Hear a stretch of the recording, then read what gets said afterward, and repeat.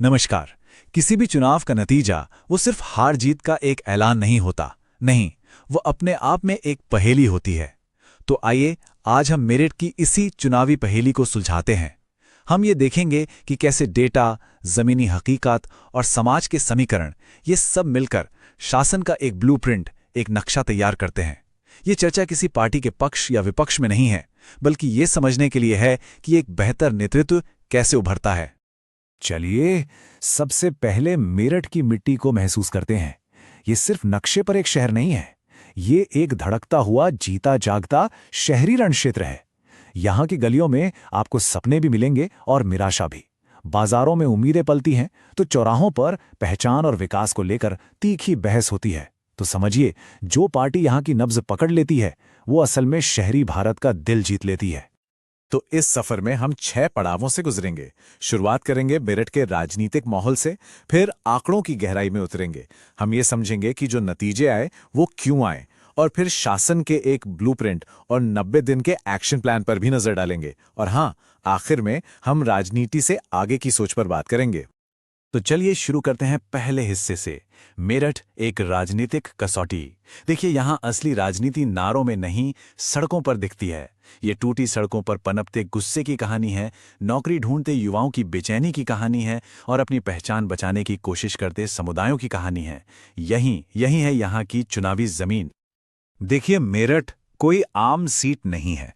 ये एक high profile शहरी सीट है, जहां जीत हार गोलबंदी पर तय होती है, यानी मोबिलाइजेशन पर।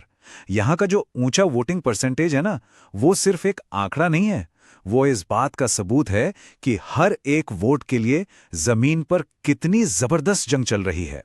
ये दिखाता है कि लोग अपने मुद्दों को लेकर कितने सजग हैं। तो चलिए अब भावनाओं से हटकर सीधे सीधे आंकड़ों पर आते हैं। 2017 और 2022 के नंबर्स ये हमें क्या कहानी सुनाते हैं? क्योंकि कहते हैं ना, नंबर्स डोंट लाई। वो उस हकीकत को सामने लाते हैं जो शायद पहली नजर में दिखाई ना दे।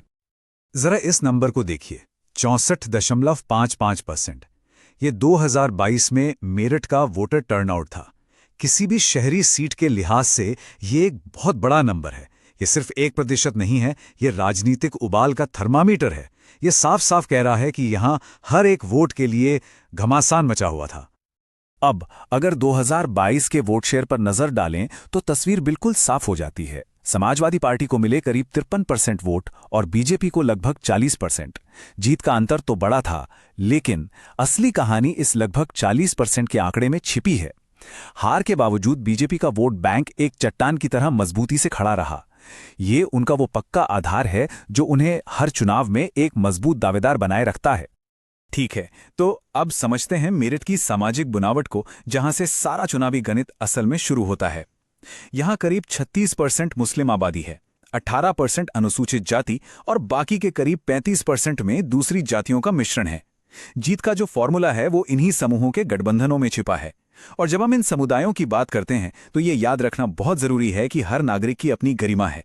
हमारा संविधान हर व्यक्ति को ये हक देता है। एक जागरूक नागरिक के तौर पर सही जानकारी पाना और उस पर अपनी राय बनाना, ये एक स्वस्थ लोकतंत्र की नींव है। तीसरा खंड, नतीजों का विश्लेषण। अब सवाल ये नहीं है कि क्या हुआ, अब सवाल है कि क्यों हुआ। अब हम उन वजहों की गहराई में जाएंगे जिन्होंने असल में जीत की कहानी लिखी। क्योंकि चुनाव सिर्फ वोटिंग वाले दिन तय नहीं होते, वो तो महीनों पहले हवा में जो माहौल बनता है उससे तय होते हैं। ये जो टाइमलाइन आप देख रहे हैं, ये मेरठ की पूरी पॉलिटिकल स्टोरी बयां करती है।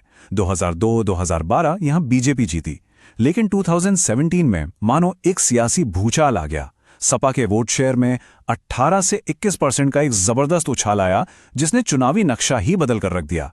और 2022 में उन्होंने इस बढ़त को कायम रखा। तो सवाल यही है कि 2017 में आखिर ऐसा क्या बदला जिसने पूरी बाजी ही पलट दी? इसको ना ऐसे समझिए, एक तरफ है स्विंग और दूसरी तरफ है सॉलिड बेस। समाजवादी पार्टी ने 2017 में एक जबरदस्त स्विंग हासिल किया, मतलब नए वोटर्स को अपनी तरफ खींचा और 2022 में उसे बचाए रखा। वहीं बीजेपी का जो 40% वोट बैंक है वो चट्टान की तरह मजबूत है, सॉलिड है। मतलब सपा को जीतने के लिए नए दोस्त बनाने पड़ते हैं, जबकि बीजेपी का पूरा फोकस अपने पुराने वफादार वोटर्स को एकजुट रखने पर होता है। तो सोचिए, एक आम वोटर के मन में उस वक्त क्या चल रहा था। उसके सामने दो अलग अलग रास्ते थे, दो कहानियां थीं। एक रास्ता था स्थानीय मुद्दों का, टूटी सड़कें, नौकरी की चिंता, साफ सफाई। और दूसरा रास्ता था ध्रुवीकरण और पहचान की राजनीति का। और इन सब के ऊपर था उम्मीदवार का अपना रिपोर्ट कार्ड, जिसमें जमीनी पकड़ जैसी ताकत भी थी और आपराधिक मामले जैसी कमजोरी भी। इन्हीं के बीच वोटर को किसी एक को चुनना था। ठीक है, तो विश्लेषण तो बहुत हुआ। अब बात करते हैं समाधान की। आगे का रास्ता क्या है? यह है हमारा चौथा खंड, शासन का ब्लूप्रिंट। और यह सिर्फ चुनाव जीतने की कोई रणनीति नहीं है। नहीं, ये लगातार जनता का भरोसा जीतने का एक तरीका है। इसे हम कहते हैं चतुर्मुख सिद्धांत, यानी रणनीतिक नेतृत्व के 4 चेहरे। ये चतुर्मुख सिद्धांत 4 मजबूत खंभों पर खड़ा है। पहला, चुनावी चेहरा, यानी सही लोगों का, सही समुदायों का गठबंधन बनाना। दूसरा, संगठनात्मक चेहरा, यानी जमीन पर अपने कार्यकर्ताओं की फौज को मजबूत करना। तीसरा, नैरेटिव चेहरा, यानी विकास और सद्भाव का एक बिल्कुल साफ संदेश देना। और चौथा, संसाधन चेहरा, यानी पैसे और डिजिटल ताकत का सही इस्तेमाल करना। ये चारों चेहरे जब एक साथ काम करते हैं तब एक सफल अभियान की नींव रखी जाती है। देखिए, कोई भी रणनीति बनाने से पहले ये जानना बेहद जरूरी है कि आप खड़े कहाँ हैं, आपकी ताकत क्या है। एक मजबूत कोर वोट बैंक। कमजोरी, उस कोर वोट बैंक के बाहर आपकी अपील का कम होना। मौका क्या है? शहर के लोग जो नागरिक मुद्दों से परेशान हैं। और खतरा, बीजेपी का हिंदुत्व नैरेटिव और केंद्र सरकार की योजनाएं। हमारा चतुर्मुख सिद्धांत इन्हीं 4 बिंदुओं को ध्यान में रखकर बनाया गया है। खंड 5, 90 दिन का एक्शन प्लान। क्योंकि देखिए, सबसे अच्छी स्ट्रैटेजी भी कागज पर ही रह जाती है अगर उसे जमीन पर उतारने का कोई ठोस प्लान न हो। यह प्लान विश्वास और एक मोमेंटम बनाने की सीढ़ी है, जिसमें हर कदम पहले से तय है। इस 90 दिन के प्लान के 3 सीधे सरल चरण हैं। पहला महीना, इसका एक ही मकसद है, लोगों को सुनो और उनसे जुड़ो। उनकी समस्याएं सुनो और छोटे छोटे कामों से ये दिखाओ कि आपको उनकी फिक्र है। दूसरा महीना, वादे करो और जोड़ो। हर वर्ग के लिए अलग अलग घोषणा पत्र जारी करो और हर समुदाय तक अपनी पहुंच बनाओ। और आखिरी महीना, घर घर जाओ और जीतो। डोर टू डोर कैंपेन और सोशल मीडिया से ऐसा माहौल बनाओ कि वोटिंग के दिन तक जीत की लहर बनी रहे। तो अब हम आते हैं सबसे अहम बात पर, राजनीति से भी आगे, असल मकसद पर। चुनाव तो आते जाते रहते हैं, लेकिन लोगों की जिंदगी और एक शहर का भविष्य वो स्थायी होता है। और जब हम राजनीति से परे उद्देश्य की बात करते हैं, तो इसका असल मतलब है शासन को हर नागरिक की गरिमा से जोड़ना, चाहे वो कोई भी हो। एक ऐसी व्यवस्था बनाना जहां हर व्यक्ति की आवाज सुनी जाए और उसकी निजता का सम्मान हो। यही तो हमारे संविधान का मूल भाव है। तो हम इस एक बड़े सवाल पर आकर रुकते हैं। क्या डेटा और जमीनी हकीकत पर आधारित शासन का एक मॉडल ध्रुवीकरण की राजनीति को वाकई में हरा सकता है? क्या सड़क, नौकरी और बेहतर जिंदगी के मुद्दे पहचान की भावनात्मक राजनीति पर भारी पड़ेंगे? इस सवाल का जवाब सिर्फ मेरठ का नहीं, बल्कि हमारे पूरे देश के शहरी भविष्य को तय करेगा।